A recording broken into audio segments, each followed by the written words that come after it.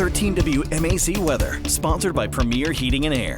5:08 on a Thursday morning. Yesterday in Dublin, it was chilly, but luckily it wasn't a complete washout. We had a lot of donations there, and I'm wondering how today is going to be in Warner Robins and Macon, too. All right, that's right. So some morning sprinkles around this morning. I don't know if you saw, at least for me on the way in, I had like 10 raindrops on the windshield.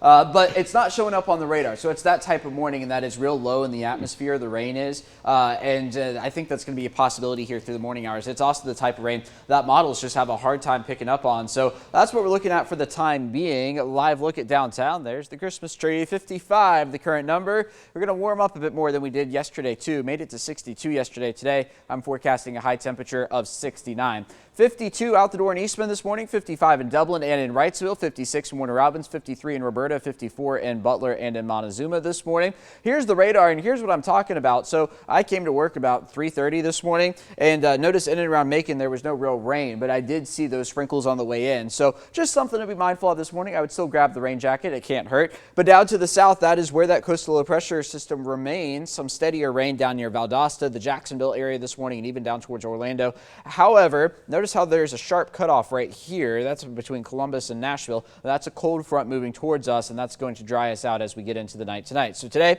stuff the truck in Macon and in Warner Robins. Again, we're looking at clearing conditions. Might even see some sun before the day is over. And in fact, Future View, because of the sun, has us getting into the low 70s. I don't think we're going to get quite that warm, but I do think we're going to see at least warmer conditions than we saw yesterday across central Georgia. By 8 o'clock tonight, temperatures down into the 60s, waking up tomorrow morning, somewhat similar to where we are right now with some cloud cover. And then as we get into tomorrow afternoon, mid-70s, the name of the game. I don't think you could ask for much better weather. I know you see a few green blips on there. I really think we're okay on the rain front, not really looking at the concern for that. Dry for the weekend as well. There's Saturday on into Sunday. Yeah, not much to complain about here in central Georgia, at least through the weekend.